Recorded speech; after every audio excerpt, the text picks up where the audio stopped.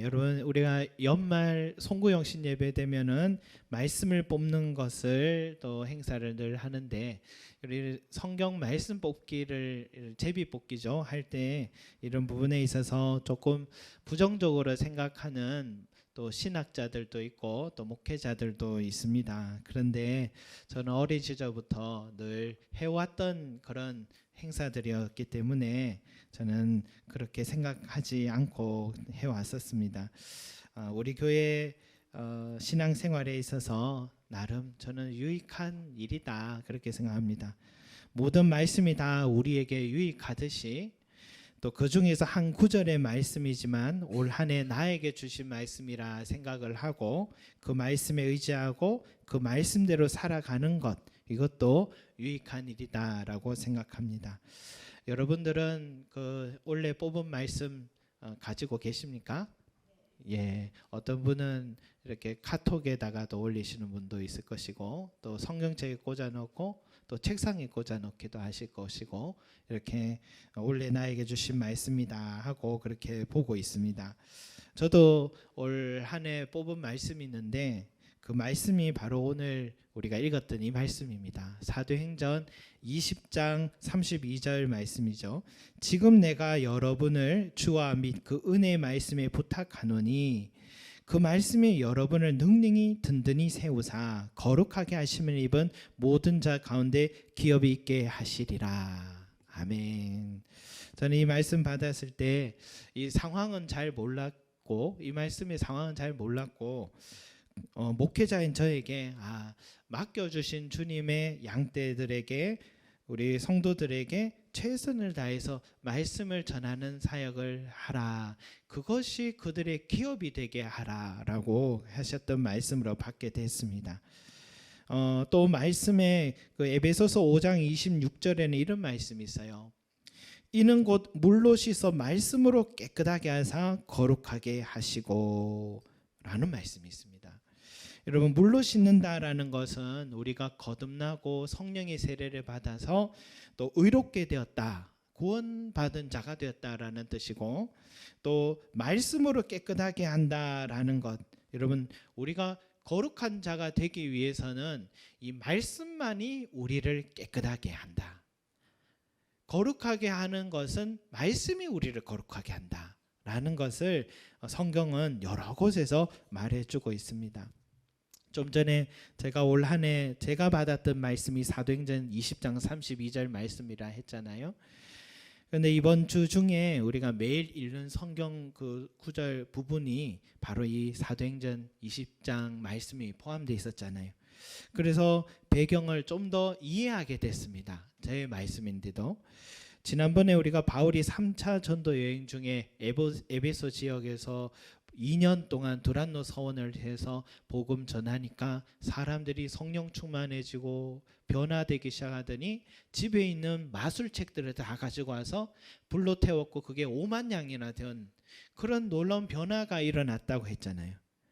그렇게 에베소 지역의 복음의 변화들이 일어난 후에 바울이 이제 결심을 합니다.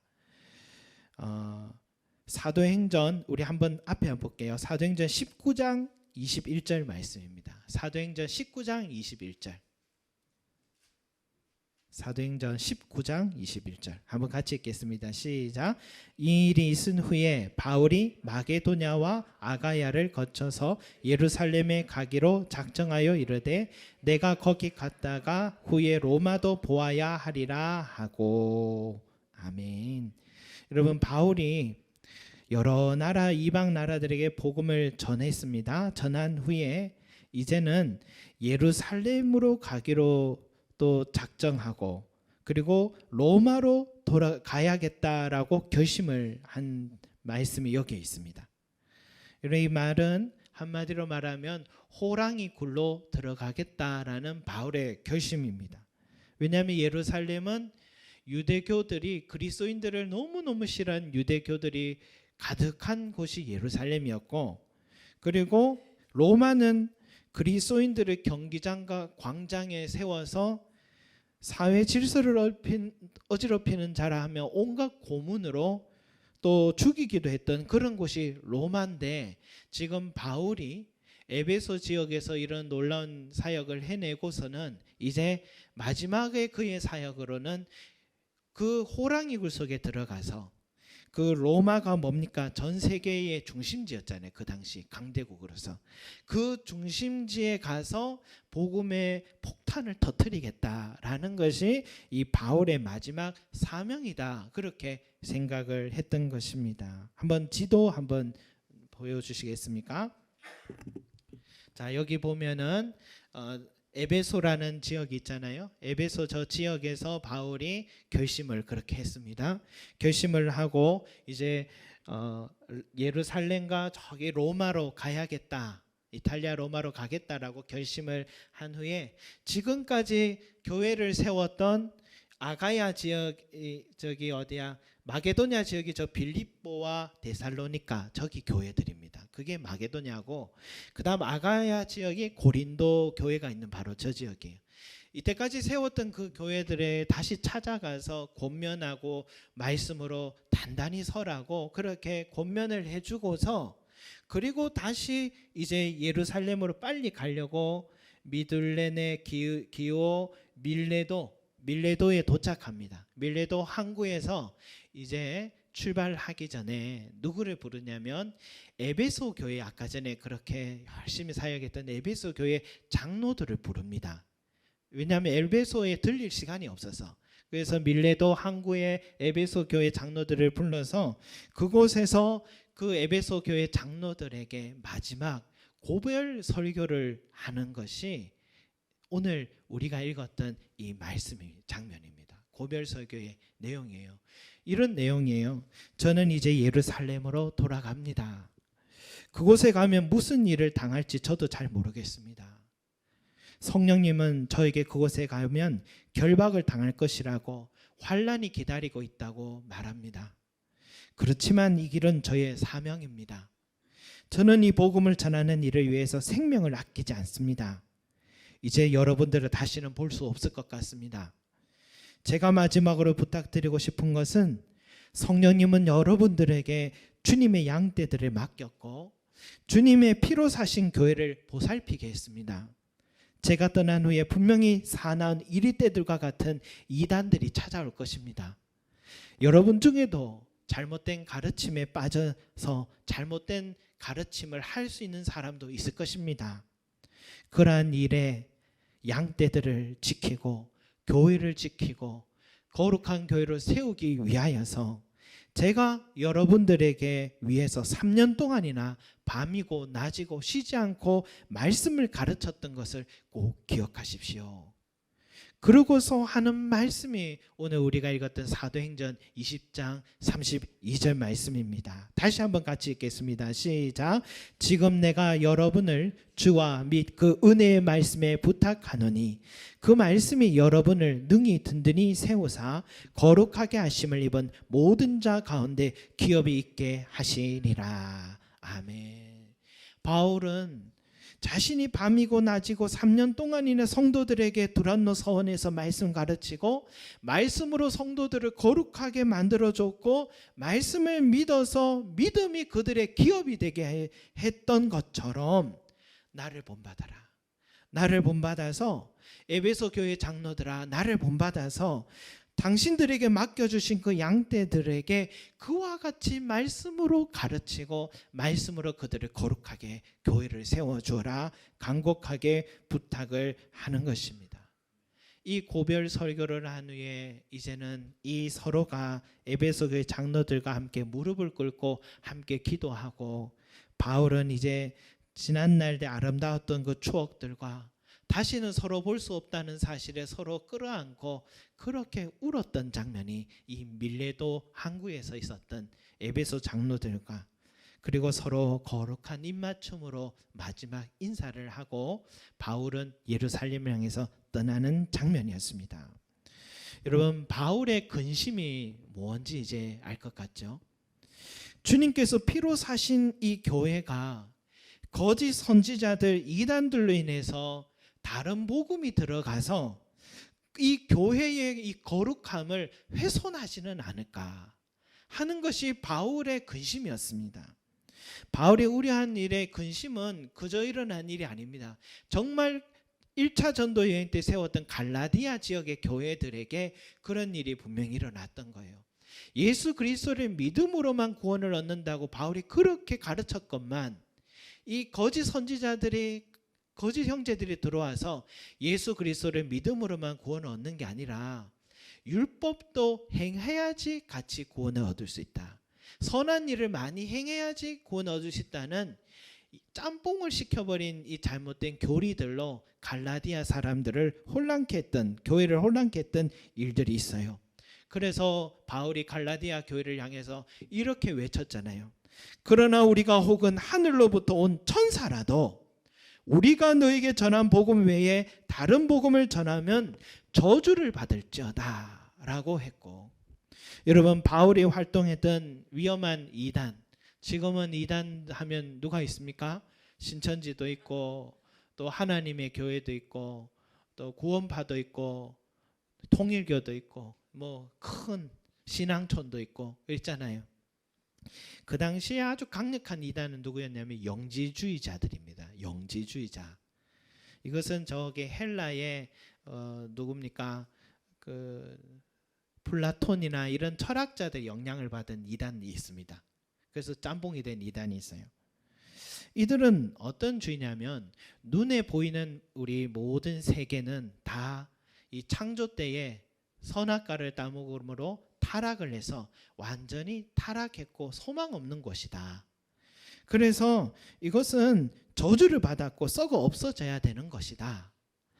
그래서 이런 주의를, 교리를 가르쳤더니 이 영주주의들의 영향을 받은 사람들이요, 이 육신의 삶을 의미가 없다라고 생각하기 시작합니다. 왜냐하면 이 세상은 썩어 없어질 저주받은 곳이니까 빨리 거룩한 내 영혼이 천국 가는 것이 그들의 꿈이 된 거죠. 물질의 세계를 깔보기 시작합니다. 사회의 질서 유지나 도덕들도 무시합니다. 지금 우리 신천지들이 딱 그렇게 하잖아요. 자기가 책임져야 할 가정도 일터도 다 회피하기 시작합니다. 돈벌이 하는 것이 너무 세속적이라 생각해서 돈벌이도 하지 않습니다. 결국 방종에 빠지기 시작해요. 그런 영향을 받은 교회가 데살로니가 교회입니다. 데살로니가 교회에 바울이 뭐라 합니까? 일하기 싫거든 먹지도 마라 라고 바울이 꾸짖었던 곳이죠. 여러분 오늘날에도 잘못된 종말론에 빠진 수많은 이단들과 비슷한 모양인데요, 바울은 이런 교리의 위험을 잘 알고 있었습니다. 그래서 에베소 교회 성도들에게 우리 사도들이 전해준 복음 외에는 절대로 귀를 기울이거나 한눈 팔지 말라. 그러면서 하는 말씀이 너희는 사도들과 선지자들의 터 위에 세우심을 입은 자라. 사도들이 누굽니까? 예수 그리스도를 전하는 자였고 선지자는 예수 그리스도의 오심을 예언했던 사람들이니까 예수 그리스도를 믿음으로만이 구원을 얻는다는 이 복음 외에는 절대로 귀를 기울이거나 흔들리지 마라 라고 말해줬던 것입니다. 여러분 교회의 순결성은 바로 이겁니다. 거룩한 교회를 세우라. 오늘 우리가 사도신경에 거룩한 공회화라고 했던 것은 거룩한 공적 교회를 말하는 겁니다. 여러분 이 거룩한 공적 교회는 바로 이 거룩해야 된다라는 것, 거룩함을 유지해야 된다라는 것을 말하는 것입니다. 한국 통계청 발표를 보면서 저는 한때는 좋았고 한때는 의아했습니다. 2005년도에 통계청에 종교인들 인구 조사를 했는데 또 10년이 지난 2015년도에 또 종교 인구를 조사했습니다. 종교 인구를 조사해서 보니까 깜짝 놀랐어요. 불교와 천주교는 다 하락을 했는데 인구 숫자가 가장 욕을 많이 먹는 우리 개신교가 제일 숫자가 성장을 했더라고요. 그것도 120만 명이나 성장을 했더라고요. 10년 동안. 성장을 해서 야 우리 개신교가 이렇게 성장하는구나 이 시대에도 정말 좋은 일이다 생각을 했는데 한편 뭔가 이상하다. 그럴 리가 없는데 또 교회들마다 점점 숫자가 준다는 얘기도 들었는데 왜 이럴까 생각을 해보니까 우리 교회라는 간판을 걸고 위장 교회를 많이 세웠던 이 이단들이 지난 10년 동안 이렇게 많이 성장했다라는 것을 최근에부터 더 알게 된 것 같습니다. 우리 기독교의 부흥을 우리 이단들이 이끌어 주었습니다, 여러분.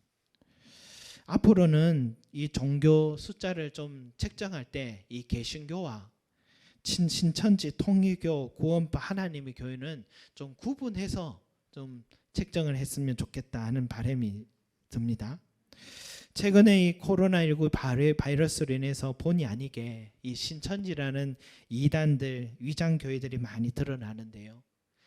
범죄 행위를 입증하기 힘든다면서 아직 검찰들은 나서지 않고 있고 80%나 국민들은 압수수색을 해야 된다 하는데도 아직 그 범죄의 전말이 드러나지 않고 있습니다.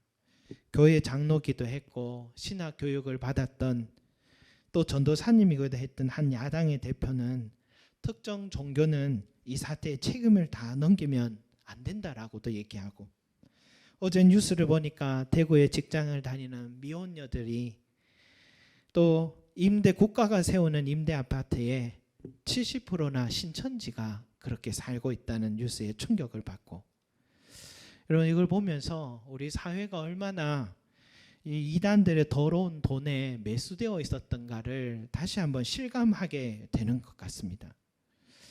이번 이 바이러스 때문에 또 한편으로는 절대 드러나지 않았을 이 부정부패가 다시 드러나고 정화되는 그런 시기가 되어야겠다 하는 그런 생각도 하게 되고, 또 한편으로 이로 인해서 우리 개신교가 정말 다시 우리 자신을 돌아보고 철저하게 회개해야 되는 시기다 하는 생각도 하게 됩니다.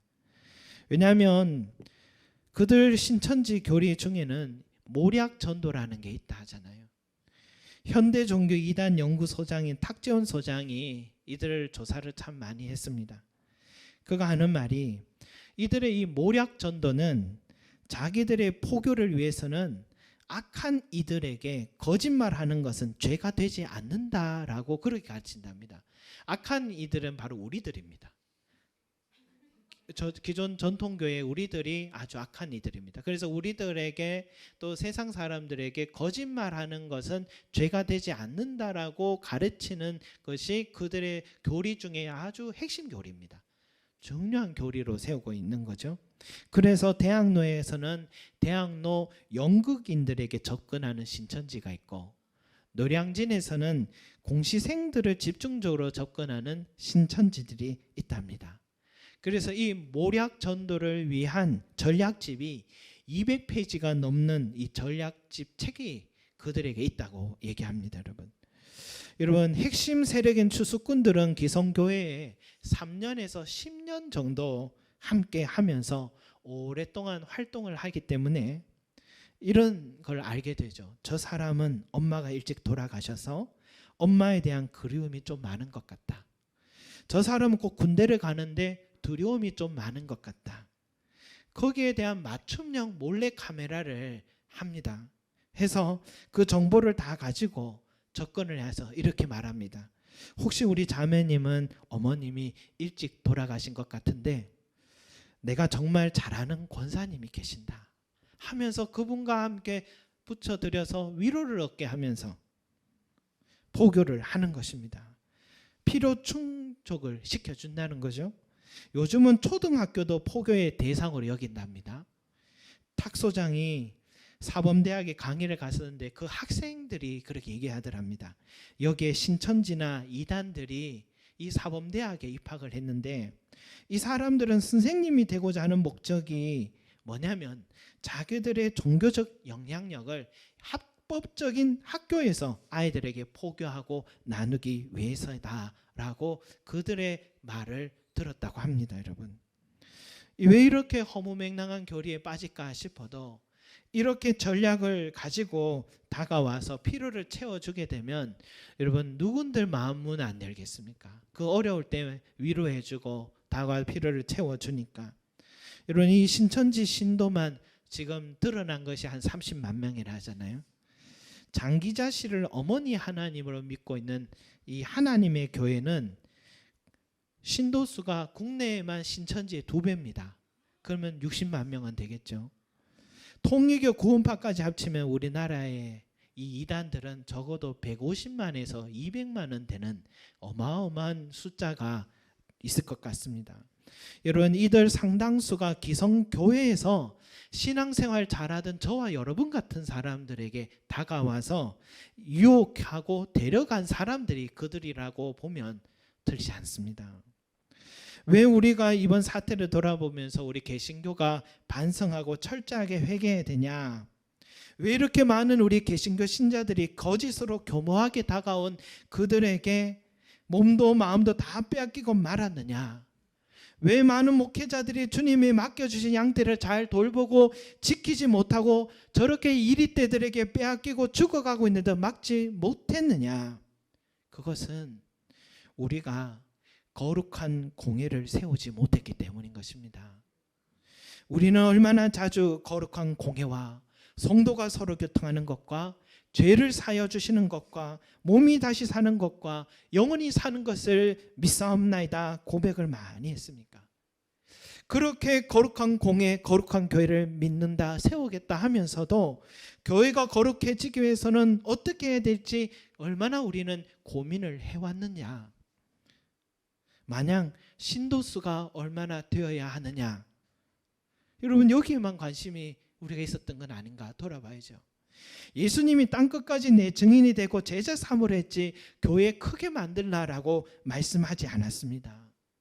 사도행전에 보면 예루살렘 교회가 폭발적으로 부흥은 했지만 그건 일시적이었고 그 후로는 핍박에 모두 흩어지며 복음을 전했죠. 여러분, 교회의 존재 목적은 거룩함입니다. 교회는 거룩한 교회로 세우는 것이 존재 목적인 것입니다. 저와 여러분이 교회입니다. 그래서 우리 자신이 거룩함을 지키는 것이 이 교회의 목적이 되는 것입니다. 여러분, 교회를 거룩하게 지킬 때에 나를 지키게 되고 우리 가정을 지키게 되고 교회를 지키게 되고 지금도 이렇게 어지럽혀지는 나라를 보시면 나라를 지키는 것도 교회의 거룩함에서 출발한다라는 것을 우리가 알 수 있습니다. 여러분, 우리가 교회를 거룩하게 지킬 수 있는 방법, 오늘 바울이 말해줬죠. 나를 본받아라. 내가 2년 동안 밤과 낮으로 너희들을 가르치며 밤과 낮으로 말씀으로 훈계하고 양육했던 것처럼 이 일을 소홀히 하지 말라라고 말했던 것처럼 말씀으로만 깨끗함을 할 수 있고 거룩하게 한다라고 말씀을 해 주었던 것입니다. 교회를 처음 저도 이렇게 설립할 때에 이런저런 생각 들더라고요. 어떻게 하면 이 교회를 세울 때 사람들을 접촉할 수 있을까? 카페도 만드는 거 어떨까? 그런데 제가 실력이 없더라고요. 커피 만드는 감각을 모르겠더라고요. 아동센터, 늘 아이들 데리고 주중에 그렇게 에너지를 쓸 자신이 없더라고요. 문화체험교실, 여러 가지들을 생각을 했었어요. 저도. 어떻게 하면 전도할 수 있는 징검다리가 있을까 생각을 많이 했는데, 근데 지금 보니까 신천지가 그걸 너무 잘하고 있더라고요. 신천지가 배워야 될 것 같다는 생각도 했습니다. 세계적인 실력을 갖고 있었습니다. 그런데 여러분, 오늘 말씀 보니까 그런 것들은 우선순위가 아니었습니다. 교회는 처음에도 말씀을 가르치고 마지막에도 말씀으로 거룩하게 하는 일에 온 힘을 쏟아야 한다라는 것을 다시 한번 깨닫게 됩니다. 그것이 아니고서는 우리를 거룩하게 만들지 못하고, 거룩하지 못하니까 성령님의 역사가 일어나지 못하고 하나님의 풍성한 기업이 되어주시는 은혜를 성도의 삶에, 교회의 삶에 누리지 못하게 되는 것입니다. 이렇게 교회 청소를 성도들과 하다가 이게 나무를 한 몇 주간을 물을 주지 않았거든요. 제가 귀찮아서 안 줬어요.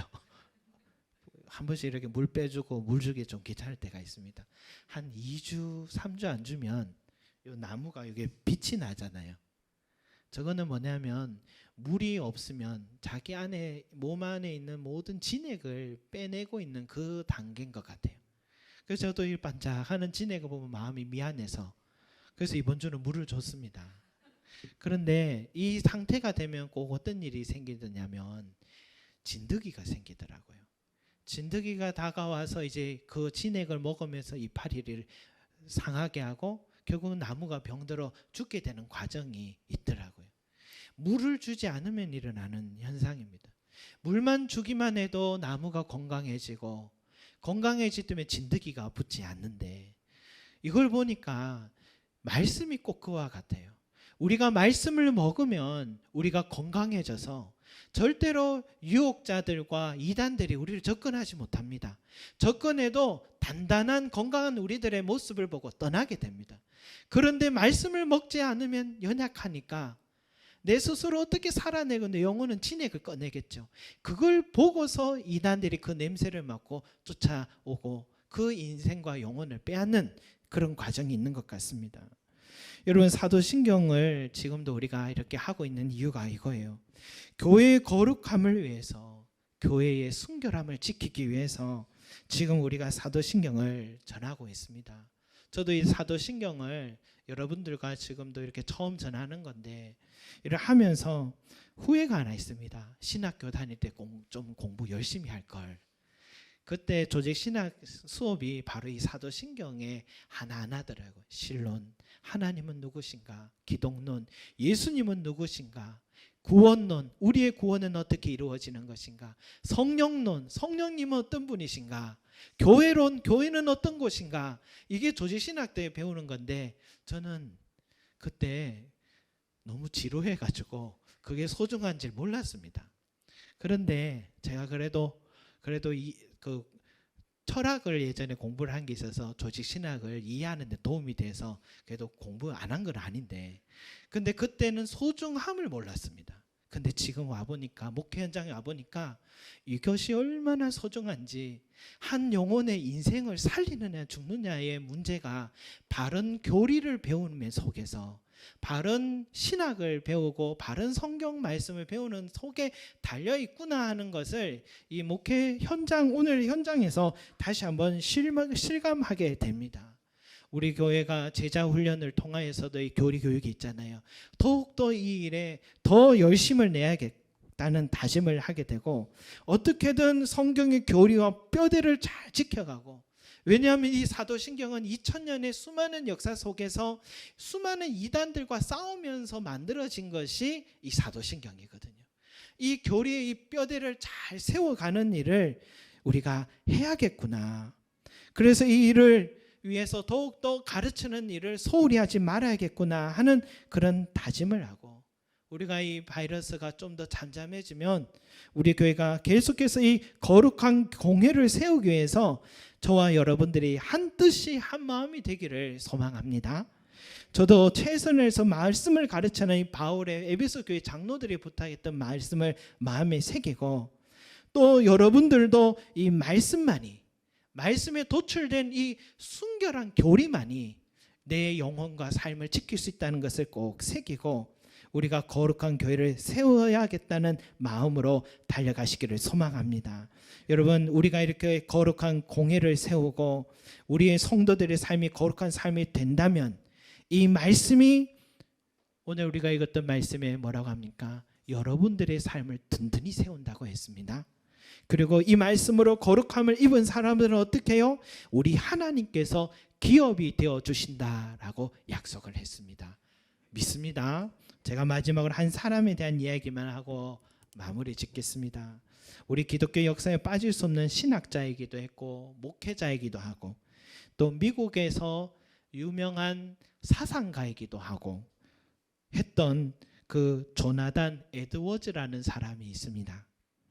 그 사람은 얼마나 똑똑했는지 18살에 예일대학과 대학원을 최우수 성적으로 졸업을 했고 또 20세에는 그 대학교의 교수로 임용됐고 23세에는 목사 안수를 받아서 23년 동안 복음을 전하고 또 그 후에는 선교사가 되어서 인디언들에게 가서 또 복음을 전하는 그런 삶을 살았고 55세에는 프린스턴 대학교의 총장이 되어서 마지막까지 그의 열정을 다하며 미국을 말씀으로 세워가는 일을 중심의 역할을 섰던 사람입니다. 그의 삶이 얼마나 탁월했으면 미국의 이 프린스턴 대학교에서 이 조나단 에드워즈의 그 삶과 그 후손들이 어떻게 되었는지 그 연구하고 조사해보자라는 연구조사가 이루어졌고 그것도 일반인들이 그렇게 조사를 하면서 도대체 에드워즈와 그의 가문을 이렇게 세운 영향력이 어디에서 나왔느냐, 이런 연구가 있었습니다. 에드워즈의 젊은 시절 회심한 후에 그의 인생에는 70가지의 결심이 있었답니다. 그 중에 하나가 뭐냐면 하나님의 말씀인 성경을 날마다 성실하게 지속적으로 읽고 묵상하자. 그렇게 해서 진리를 깨닫고 성경을 바탕으로 자라가자, 이것이었습니다. 그의 1723년 8월 13일 일기에는 이렇게 적혀 있습니다. 성경을 철저히 아는 일이 내 인생에 얼마나 큰 도움이 되는지 모른다. 그리고 교리 또는 변증 서적을 읽을 때 나는 더욱 확신을 가지고 행동하게 되며 이런 기초 위에 있을 때 안전하다는 것을 알게 되었다. 그의 일기입니다. 그가 좋아했던 말씀은 시편 119편 9절, 우리 오늘 교동문 때 읽었던 그 말씀이에요. 청년이 무엇으로 그의 행실을 깨끗하게 하리까? 주의 말씀만 지킬 따름이니이다. 이것이 에드워즈가 가장 소중하게 여겼던 말씀이라 합니다. 여러분, 조나단 에드워즈는 이 성경책을 철저하게 아는 일과 교리에 관한 책을 읽을 때 훨씬 확신 있는 삶, 안전한 삶을 살 수 있었다라고 스스로 고백했습니다. 그리고 말씀만이 우리의 삶을 거룩하게 만든다는 말씀을 마음에 새겼습니다. 이것이 그의 삶과 그의 가문과 후손들의 삶에까지 영향을 미쳐서 우리 하나님께서 그의 삶에 기업이 되어주신 것을 우리는 다시 한번 확인할 수가 있습니다. 여러분, 목사는 평소에 별로 하는 일이 없는 것 같지 않습니까? 별로 하는 일이 없습니다. 여러분, 사실은 별로 하는 일이 없습니다. 낮에 운동하고 나머지 시간은 설교 준비하는 일에, 책을 읽는 일에, 설교문 작성하는 일만 합니다. 이렇게 먹고 살면 먹고 살기 힘들 것 같은데 신기한 일은 우리 하나님께서 저희의 삶에 기업이 되어 주신다는 것을 날마다 느끼고 있습니다. 그래서 이렇게 생각합니다. 하나님은 이 일하는 걸 참 기뻐하시구나. 계속 이 일을 하라고 하나님이 응원해 주시는구나 라는 것을 깨닫습니다. 여러분들은 목사처럼 살 수는 없습니다. 살아서도 안 되고요. 직분도 다르고 은사도 다릅니다. 그러나 여러분들이 이 조나단 에드워즈와 같이 말씀에 가까이 하려고 하고 그 말씀으로 거룩함을 잊게 된다면 또 다른 놀라움은 우리 하나님께서 여러분의 삶을 확신 있는 힘 있는 삶이 되게 만들어 주시고 또한 여러분들의 인생이 이런 유혹과 위험에 빠지지 않도록 지켜 보호해 주시고 또한 우리 하나님께서 여러분들의 삶이 기업이 되어 주시는 것입니다.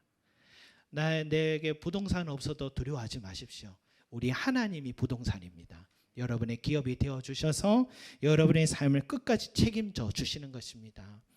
사랑하는 성도 여러분, 주의 말씀으로 거룩한 공예를 세워가시는 우리 송림제자교회의 모든 성도들이 되시기를 소망합니다.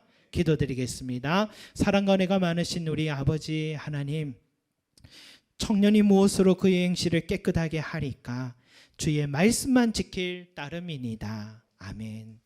주여, 이 말씀처럼 우리가 주의 말씀을 가까이 하게 하시고 말씀을 늘 받아 먹게 하시고 말씀을 사모하고 말씀 속에서 또 뽑아낸 이 순결한 교리를 바탕으로 우리가 살아가고 순종하며 살아갈 때에 우리 하나님께서 우리 삶을 든든하게 세워주시고 저 미혹하는 자들, 유혹하는 자들이 우리가 넘어지지 않게 해주시고 또 이 말씀이 우리의 삶에 하나님을 기업으로 삼게 해주시는 은혜를 체험한다고 말씀하셨습니다.